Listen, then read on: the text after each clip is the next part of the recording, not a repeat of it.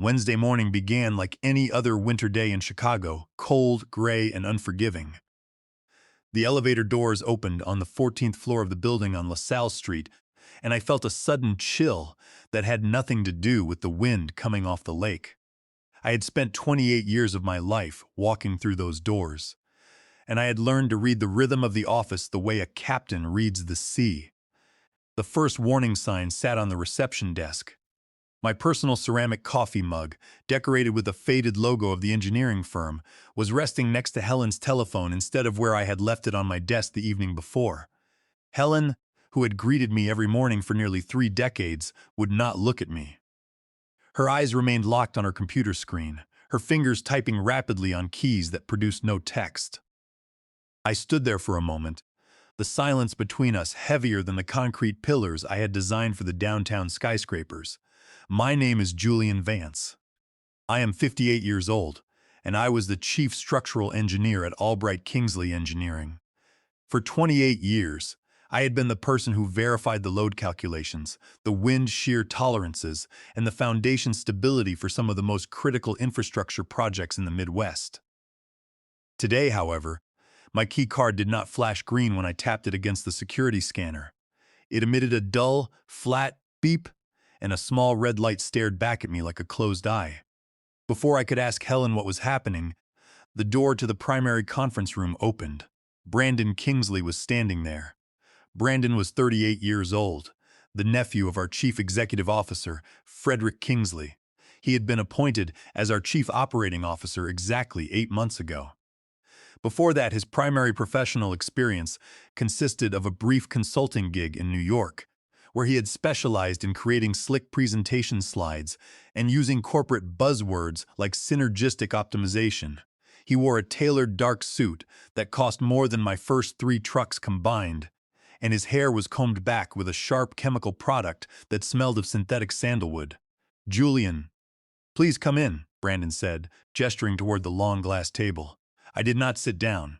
I stood in the doorway of the room where I had spent countless nights, redrafting blueprinted connections and debating safety margins until 2 in the morning. The conference table was empty except for a single folder made of heavy cream cardstock. Brandon slid the folder toward me with a slow, practiced motion. His face settled into an expression of rehearsed sympathy. "We are restructuring the senior technical divisions," Brandon said, his voice flat and devoid of any real emotion. "As part of this transition, your position as chief structural engineer has been eliminated. The decision is effective immediately." I opened the folder. Inside was a single sheet of paper titled Notice of Termination. It was signed by Brandon Kingsley, Chief Operating Officer. There was no mention of my 28 years of service, no acknowledgement of the fact that I had designed SpanMaster, the proprietary structural analysis software that kept our firm competitive. SpanMaster was the digital backbone of our current $490 million Lakeshore Corridor project with the city of Chicago.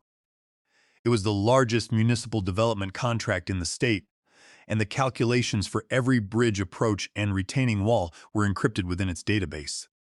What Brandon did not mention, and what he clearly did not know, was that his calculated attempt to cut costs was about to cost the company its future. He had timed my termination to occur exactly 96 hours before my project completion bonus of $240,000 was scheduled to process. In his mind, erasing my name from the payroll on Wednesday morning would save the company $250,000 before the weekend. He believed he was making a smart financial move that would impress the board of directors and secure the upcoming acquisition. Albright Kingsley Engineering was currently in the final stages of being acquired by Vanguard Infrastructure, a national conglomerate based in Houston, for $580 million. The acquisition was built almost entirely on the value of SpanMaster and our certified structural models. Without those models, the acquisition would fall apart, and the city of Chicago would halt construction.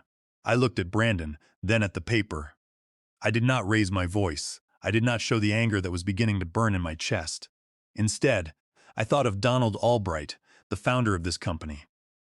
12 years ago, Donald had sat me down at the Berghoff restaurant on Adams Street. Donald was 68 then, preparing to retire and turn the leadership over to Frederick Kingsley. He had seen how other independent engineering firms were stripped of their assets by private equity groups. He wanted to ensure that the engineers who built the company were protected from the suits who would eventually try to run it.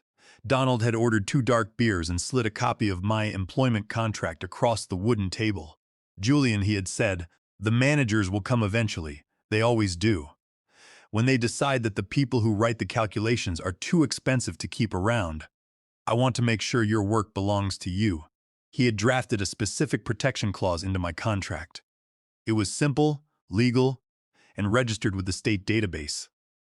If Julian Vance was terminated without cause before any active project completion bonus was paid, the full intellectual property rights, source code, and historical soil database of Spanmaster would automatically transfer to Julian Vance as an individual. I picked up the black pen from the conference table, signed the acknowledgement of termination, and slid the folder back to Brandon. He looked relieved, believing that my quiet signature meant I was accepting my exit without a fight. He had no idea that he had just initiated a sequence that would strip his company of its most valuable asset in exactly 96 hours. I walked out of the conference room and down the quiet corridor of the 14th floor. I did not stop at my office. The locks had already been changed, and my personal computer was dark.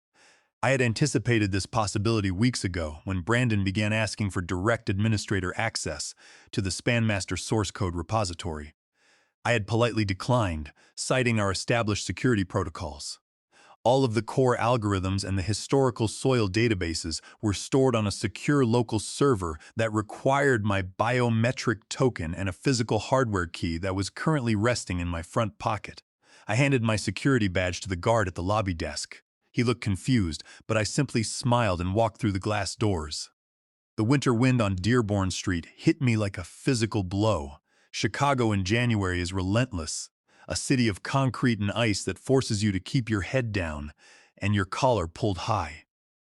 I walked to the Wacker Drive parking garage, started my truck, and turned the heater to its maximum setting. I pulled out my phone and opened a custom application I had coded myself.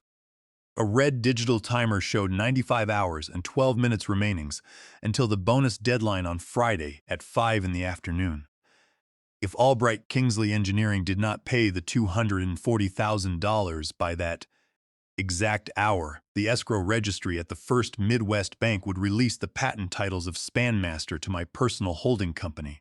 I shifted the truck into drive and joined the slow crawl of traffic heading toward the Kennedy Expressway. I drove past the projects I had spent my life building. Every bridge pier, every concrete ramp, and every steel girder along the expressway was familiar to me. I knew the density of the clay underneath them and the exact wind speeds they could withstand. This city was not just a collection of buildings to me. It was a physical manifestation of decades of calculation and labor. When I arrived at our bungalow in Portage Park, the house was warm and quiet. Eleanor was in the kitchen, packing medical supplies for the elementary school where she worked as a nurse.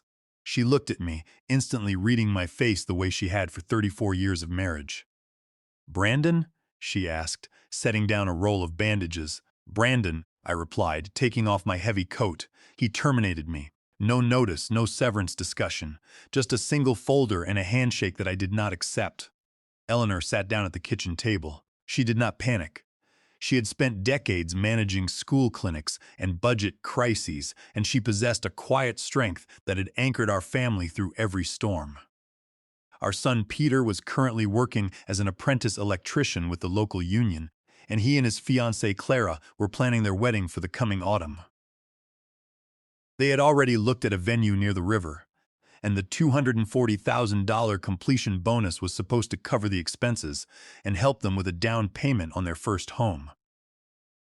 "What about the contract clause?" Eleanor asked, her voice calm and analytical. "The one Donald wrote for you 12 years ago?" "It is active," I said, pouring myself a cup of yesterday's coffee. "The clock is running. If they do not pay the bonus by Friday afternoon, I own Spanmaster completely. Under the Defend Trade Secrets Act, Title 18, United States Code, Section 1836, they will lose the legal right to use the software for any commercial purposes. That means the Lakeshore Corridor project stops immediately because the city cannot verify the load calculations without our active system licensing. Eleanor looked out the kitchen window at the snow falling on our small garden. So, Brandon thinks he saved his company $250,000, but he has actually put their $580 million acquisition in jeopardy. Precisely, I said. And without the certified models, Vanguard Infrastructure will walk away from the deal before the weekend. But we must be very careful. Under the Illinois Compiled Statutes, Chapter 820, Act 115, Section 4, they are required to pay all earned bonuses on the next regular payday. If they refuse, it is a clear violation of state labor laws, which further solidifies our claim that the termination was a bad faith attempt to avoid payment. Then we wait, Eleanor said, reaching across the table to squeeze my hand. Do not let them see you angry, Julian. Be the engineer. Check your coordinates, verify your support structures, and let the weight of their own arrogance collapse them. I smiled, feeling the tension in my shoulders begin to ease. She was right. An engineer does not fight the river. He uses the flow of the current to anchor the bridge. I went to my home office and opened my laptop. I logged into the private registry system and confirmed that the escrow document was intact. The digital countdown ticked away in the corner of my screen. 94 hours remaining. The company believed they had escorted a tired old man out of the building. They did not realize they had just cut the cables on their own suspension bridge. By Thursday morning, the cracks in the foundation of Albright Kingsley Engineering were beginning to show. My phone rang at 7 in the morning, waking me from a deep, dreamless sleep. It was Mateo Gomez, a talented young structural engineer whom I had mentored for the past 8 years. Mateo was a brilliant kid from the Pilsen neighborhood who had graduated at the top of his class at the Illinois Institute of Technology. He had the kind of sharp, intuitive mind that could spot a calculation error in a 100-page blueprint within minutes. Julian, you need to know what is happening here, Mateo said. His voice hushed as if he were hiding in a supply closet. Brandon brought in a team of outside technical consultants from Boston yesterday afternoon. They have been trying to bypass the SpanMaster server security for 14 hours. Have they made any progress? I asked, leaning back against my pillows. None, Mateo said, and I could hear the satisfaction in his voice. They tried to clone the database drives, but the system initiated a biometric lockout. The local backup servers are demanding your physical hardware token and your fingerprint. Brandon is furious. He was screaming at the consultants at midnight, telling them he was paying them $10,000 a day to write scripts, not complain about security protocols. Let them script all they want, I said. The encryption is tied to a hardware security module that cannot be bypassed without destroying the memory registers. What about the Lakeshore Corridor models? The city inspectors are here now, Mateo replied. They ran a routine verification check on the south bypass pier calculations and got a server access error. They need a certified structural stamp by tomorrow afternoon, or they will halt the entire job site. Thank you for the update, Mateo. Do your job, keep your head down, and do not help those consultants. You have a long career ahead of you, and I do not want you caught in the crossfire. After I hung up, I drafted a polite formal email to Beatrice Caldwell, the longest-serving board member at the firm. Beatrice was a retired engineer who had worked alongside Donald Albright in the early days. She understood the technical reality of our work, and she had always treated the engineering staff with respect. Beatrice, I wrote, I am writing to inform you that my termination by Brandon Kingsley has triggered the automatic escrow clause regarding SpanMaster. As of Friday at 5 in the afternoon, if my project completion bonus remains unpaid, all intellectual property rights and database licenses for the software will revert to me personally. The technical team will no longer have legal access to the structural models for the Lakeshore Corridor project. I am willing to discuss a resolution, but only through you, not Brandon. I sent the email and closed my laptop. Within 2 hours, the local business journals began publishing articles about potential engineering delays on the city's largest public works project. By noon, the rumors had reached the financial markets. The stock price of Vanguard Infrastructure, the firm planning to acquire us, dropped by 5% as analysts questioned the viability of the acquisition. At 2 in the afternoon, my phone rang again. This time, the caller ID showed the Chicago Department of Transportation. It was Commissioner Oliver Song. "Julian, we have a massive problem," Commissioner Song said without greeting me. "My inspectors are telling me that they cannot verify the structural safety stamps for the South Bypass piers on the Lake Shore corridor. The automated system is down, and Albright Kingsley cannot provide the physical logs." "I am no longer with the company, Oliver," I said gently. "Brandon Kingsley terminated my employment yesterday morning." Silence hung on the line for several seconds. Then the commissioner spoke in a low, measured tone. "Julian, there are 450 construction workers on that site right now. If I do not have a certified structural report within 24 hours, I am legally obligated to order an immediate suspension of all construction activity. That will cause a delay of at least 9 months and trigger $65 million in contract penalties for the city and the developers." "I understand the gravity of the situation, Oliver," I said. "But Brandon Kingsley wanted to save $240,000 on my project bonus. He made the decision to remove the chief engineer. You should contact Frederick Kingsley and the board of directors. They are the ones who can resolve the technical licensing." "Julian," the commissioner said, "if this site shuts down, the city will be looking for a new certified inspection team.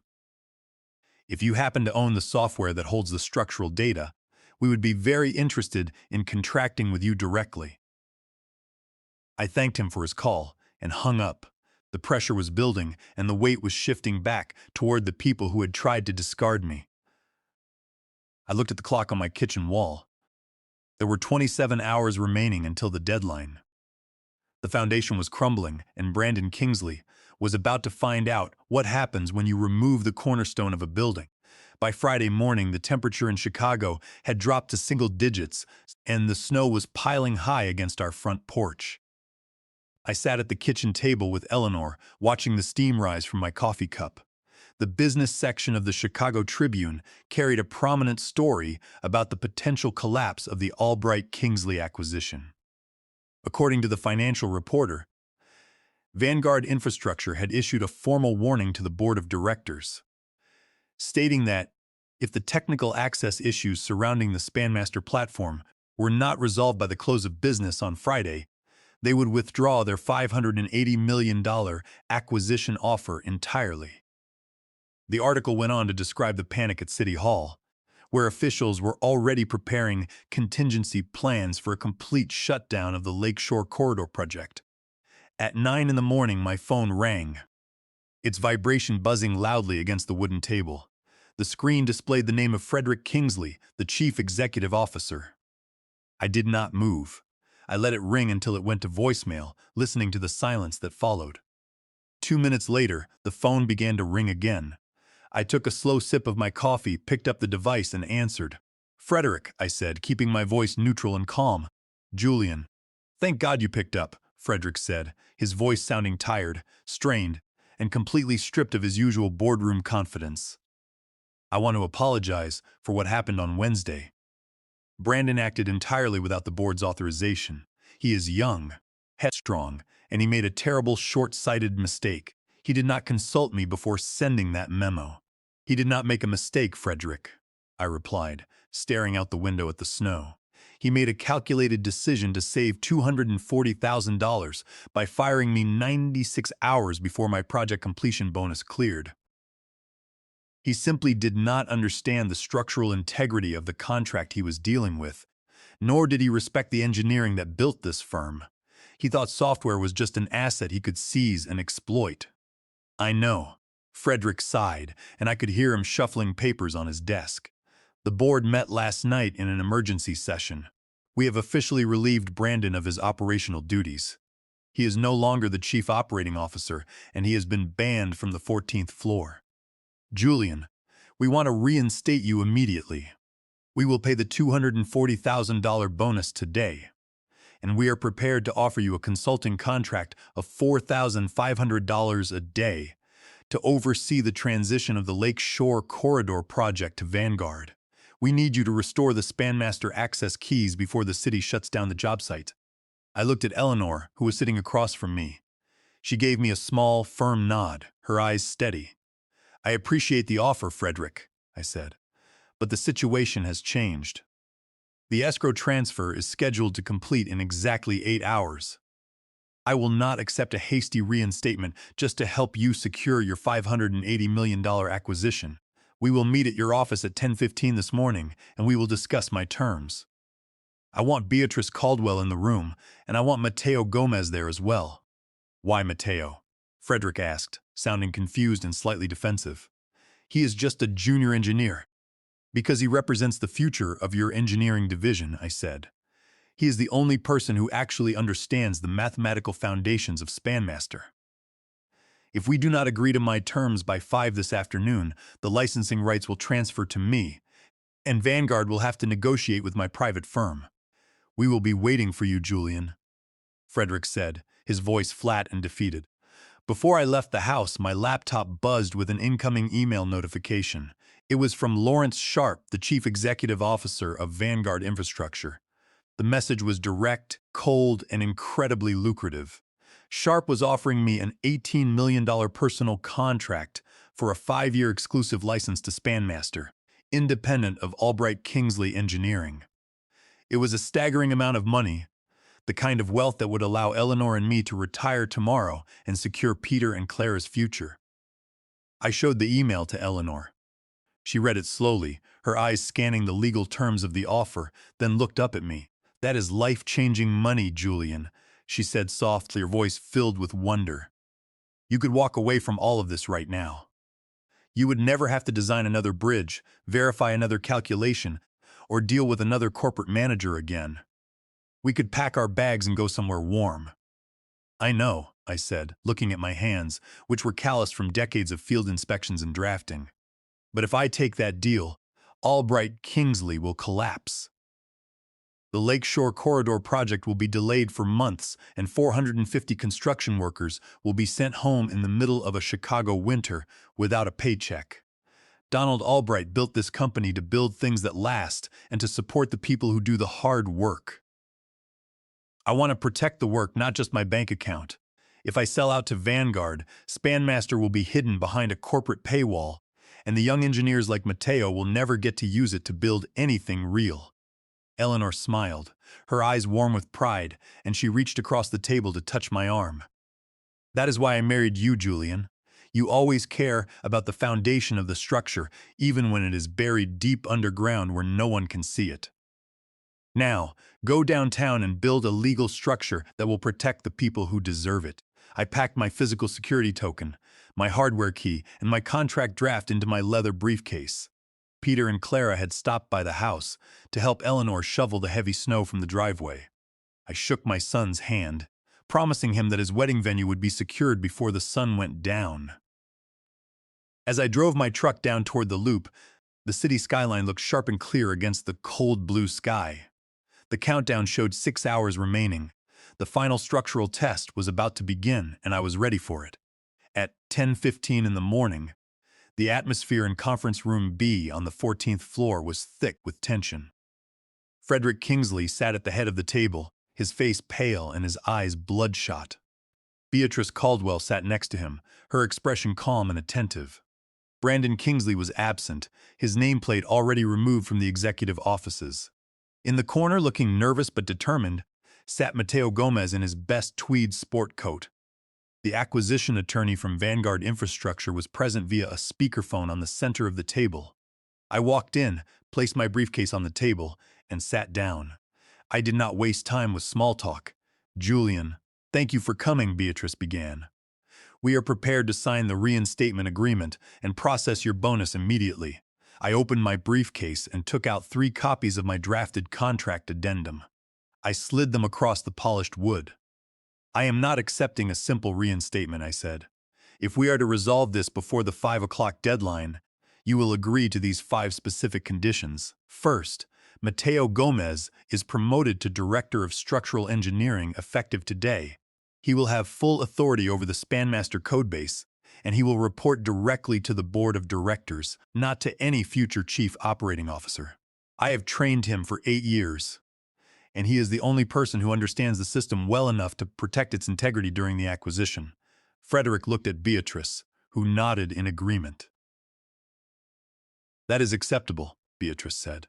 Matteo has earned the respect of the entire engineering staff. Second, I continued, the company will establish a strict technical succession protocol. No critical analytical system in this company will ever depend on a single employee again. You will document every algorithm, you will cross-train your junior engineers, and you will build redundancy into your human capital the same way we build redundancy into bridge supports. Frederick nodded slowly. That is a fair requirement, Julian. It is a lesson we have learned the hard way this week. Third, my project completion bonus of $240,000 will be paid into my account by direct wire transfer before 5 this afternoon. Of course, Frederick said. The accounting department is standing by to initiate the transfer the moment we sign. Fourth, I will act as a part-time consultant for the next 9 months to oversee the Lakeshore Corridor project completion and the transition to Vanguard. My rate will be $350 an hour, and I will dictate my own schedule. After 9 months, I am fully retired. The Vanguard attorney spoke through the conference phone. We agree to that rate, Mr. Vance. We want to ensure that the structural safety stamps are verified without any further delays. Fifth, I said, looking directly at Frederick, we are adding a new clause to all senior engineering contracts. We will call it the Albright Clause Part 2. If the company terminates any senior technical employee without cause within 12 months of a major contract deadline, that employee will automatically receive co-ownership rights to any proprietary system they contributed to building. If you want to fire people to save $1, you will have to risk losing the very systems they built. Frederick hesitated, staring at the contract. That is a highly unusual clause, Julian. It limits our managerial flexibility. It limits your ability to exploit your workers, I corrected him. It is the exact protection Donald Albright would have written if he were here today. You have 4 hours to decide, Frederick. If you do not sign, the Spanmaster title transfers to me, and Vanguard can negotiate with my private firm for $18 million. Silence fell over the room. Beatrice Caldwell looked at Frederick, her expression clear. We sign, she said. It is the only way to save the company, and it is the right thing to do. Frederick picked up his pen and signed the documents. I signed next, followed by Beatrice on behalf of the board. At exactly 10:25 in the morning, the deal was finalized. I reached into my pocket, took out the physical hardware security token, and handed it to Matteo Gomez. It is yours now, Matteo, I said, shaking his hand. Keep the code clean, and protect the people who do the work. Matteo looked at the token, his eyes bright with emotion. Thank you, Julian. I will not let you down. By 4 in the afternoon, my phone buzzed with a bank notification. The $240,000 had cleared in my account. The escrow was satisfied, and the Spanmaster license remained with the company under terms that would protect the next generation of engineers. That evening, the snow had stopped, and the sky over Portage Park was clearing. Eleanor and I sat at the kitchen table with 2 cold beers and 2 Italian beef sandwiches from Al's on Taylor Street. The house was warm and quiet. Peter had called to tell us that the deposit on the riverfront venue was officially paid. How does it feel? Eleanor asked, clinking her bottle against mine. It feels light, I said, smiling at Eleanor. Like I finally stepped off the bridge and reached the other side. I looked out the window at the quiet street, where the streetlights were beginning to glow against the white snow. The countdown was over, and for the first time in 28 years, I did not have a single calculation left to run.